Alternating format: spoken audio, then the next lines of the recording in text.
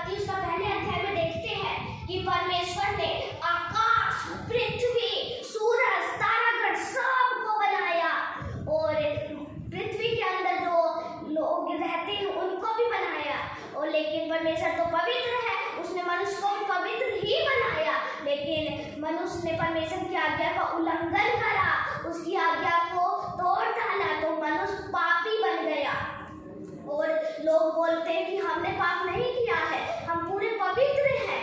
तो फिर रोमियो उसका 3:23 में लिखा है कि सबने पाप किया है और सब परमेश्वर की महिमा से रहित है।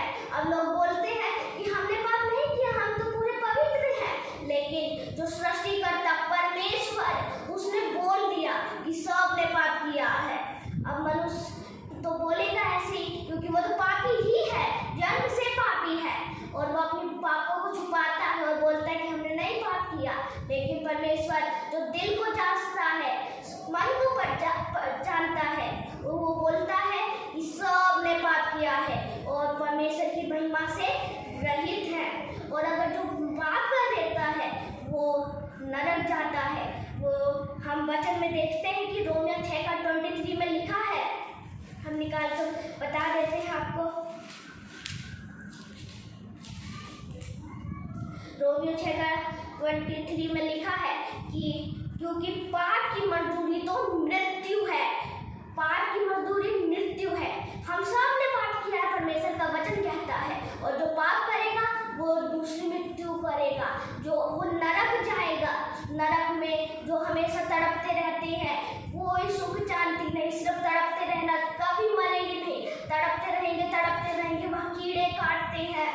और लेकिन जो कोई परमेश्वर को मान लेता है उसको अनंत काल का जीवन मिलता है। अगर हमें अनंत काल का जीवन चाहिए तो हमें उसको मानना पड़ेगा।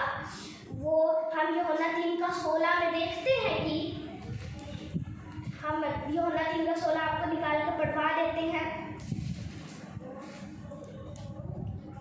क्योंकि परमेश्वर ने जगत से ऐसा प्रेम रखा कि उसने अपना एक लौता पुत्र दे दिया, ताकि जो कोई उस पर विश्वास करे वे नाश ना हो परंतु अनंत जीवन पाए।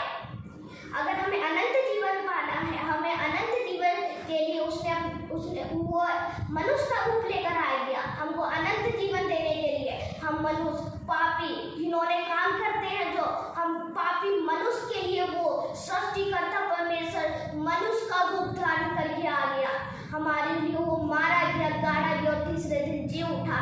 और हम कहते हैं कि हम पाप नहीं करते हैं, लेकिन परमेश्वर बोलता है कि हमने पाप करा है और हमें अपने पाप को शुद्ध करने के लिए, अनंत काल का जीवन पाने के लिए उसके खून में हमें धोना पड़ेगा। हमें अपने पापों को धो लेना चाहिए कि हम पापी ना हो जाए। और फिर हम सब पापी थे, इसलिए परमेश्वर ने हमारे पाप को धुलने के लिए आज से 2021 साल पहले मनुष्य का रूप धारण करके वो सृष्टिकर्ता परमेश्वर, जिसकी स्वर्गदूत आराधना करते करते थकते नहीं थे, वो परमेश्वर हमारे जैसे गंदे मनुष्यों के लिए, पापी मनुष्यों के लिए इस दुनिया में आ गया।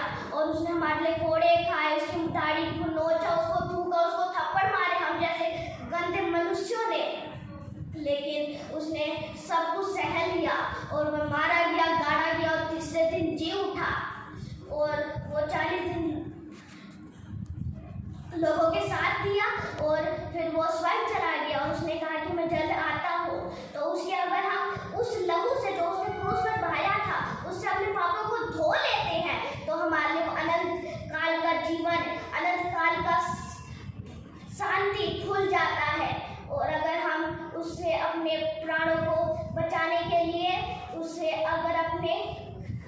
उसको लहू से अपने प्राण को धो लेते हैं, तो हमारे लिए अनंत काल का जीवन खुल जाएगा।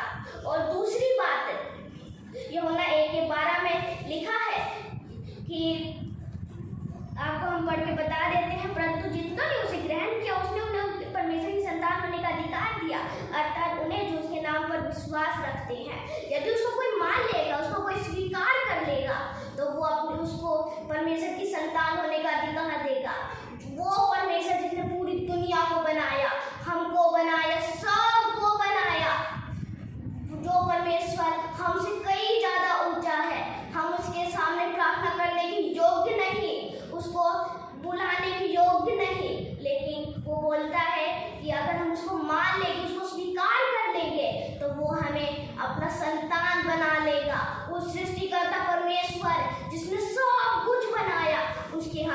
बेटा बेटी बन जाएंगे। तो मैं आप सबसे ये विनती करता हूँ कि आप परमेश्वर को मान लो, उसके खून से अपने लहू को, अपने प्राणों को धो लो और उसके संतान बन जाओ। तो फिर वो तुम्हारे लिए स्वर्ग का राज खुल जाएगा और तुम उसकी संतान बन जाओगे। थैंक यू आप सबको। जय मसीह की।